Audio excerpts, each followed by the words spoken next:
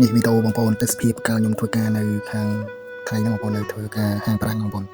នៅជាប់មាត់សមុទ្រដែរហ្នឹងនៅកោះបងប្អូនទេសភាពស្អាតណាយូរថានិយាយរឿងឆ្នេរវិញវាអត់ស្មើនឹងឆ្នេរនៅខាងខ្មែរយើងទេអត់និយាយរួមទៅគឺมันសូវស្អាតអីប្រហែលនេះបើថានៅខាងបើថាប្រៀបធៀបនៅខាងខ្មែរយើងចឹងខាងខ្មែរយើងដែរព្រោះថាវាមានឆ្នេរខ្សាច់តិចទេបើថានៅខាងខ្មែរយើងវានៅឆ្ងាយហើយពេលទឹកចុះដងបងប្អូនស្អាតហើយអានេះកន្លែងនៅកោះបងប្អូននៅកោះព្រោះថាគឺកាយឆ្នៃគេកែឆ្នៃឬក៏គេមានបុគ្គលិកគេចាំសម្អាតសម្រាមអីបងប្អូនយល់ទៅមករីសតឬក៏មកហាងអញ្ចឹងបងប្អូនហ្នឹងហើយបើយើងផ្សេងនៅខាងខ្មែរយើងស្នេហ៍ចេះកែឆ្នៃយល់ទៅតាក់ទាញភ្ញៀវទេសចរឬក៏ភ្ញៀវជាតិឬភ្ញៀវអន្តរជាតិបងប្អូនអូចំណូលមិនខ្វះទេបងប្អូនថាកែឆ្នៃប៉ុន្តែនៅខ្មែរយើងពិបាកបងប្អូនមានដូចនៅគេទេមិនមែនថាបើនិយាយខាងខ្មែរអីប៉ុន្តែឃើញគេទៅក៏គេតាក់ទាញភ្ញៀវទេសចរទៅតែភ្ញៀវអន្តរជាតិនិងជនជាតិមកមិនមើលងាយខ្លួនឯងលើកឡើងតែប៉ុន្តែមើលបងប្អូនมันគួរឲ្យស្អាតទេណាទេប៉ុន្តែពួកជនជាតិហ្នឹងគឺវាចូលចិត្តណាខាងកោះខាងមាត់សមុទ្រគឺកន្លែងផ្សានចូលចិត្តស្ងប់ស្ងាត់គេមកដើរលេងគឺគេមកចូលចិត្តស្ងប់ស្ងាត់គេស្វែងយល់គេចូលចិត្តយកខ្យល់អាកាសទិដ្ឋភាពនិយាយពីថាបងប្អូនអើយហើយបើថាមួយឆ្នាំមកភ្ញៀវខាងហួយតើកាខ្ញុំជនជាតិ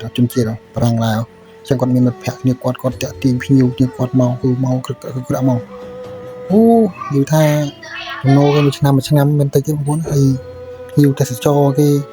មិនតែរីសតណាបងប្អូនហាងច្រើនណាគាត់ថាមកកោះប៉ុណ្ណឹងតែមានហាងមានរីសតស្ទើរតែតកាជនជាតិហើយខាងខ្មែរយើងបងប្អូនសិនតែធ្វើតែអញ្ចឹងដែរបងប្អូនអូយឆ្នេរខាងយើងស្អាតហើយឆ្នេរទេសភាពស្អាតហើយ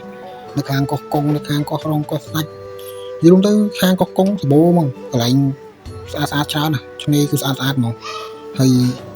បើសិនតែចេះកែឆ្នៃទៀតបងប្អូនបាញ់និយាយដែរជួយបងប្អូនកន្លែងគេមិនស្អីស្អាតណាស់ណាតែនៅភ្ញៀវគេតាក់ទាញមកឲ្យក្រឹកមកខ្មែរយើងសិនតែធ្វើអញ្ចឹងបាច់ទេ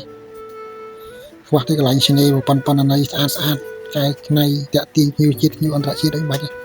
អីមកបងប្អូនចឹងថាបងប្អូនអើយការខ្ញុំទៅធ្វើបងប្អូនអើយភ្ញៀវជនជាតិច្រើនណាគេមកលេងមួយឆ្នាំមិនតិចទេ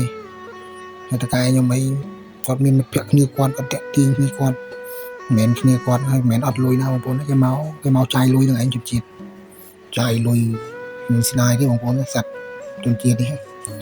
មកឲ្យផឹកស៊ីនេះជក់ទៅឆាផងអីផងម៉ែឲ្យបងប្អូនហើយដាច់យប់យកកាលមួយយប់ពីរយប់អីនោះ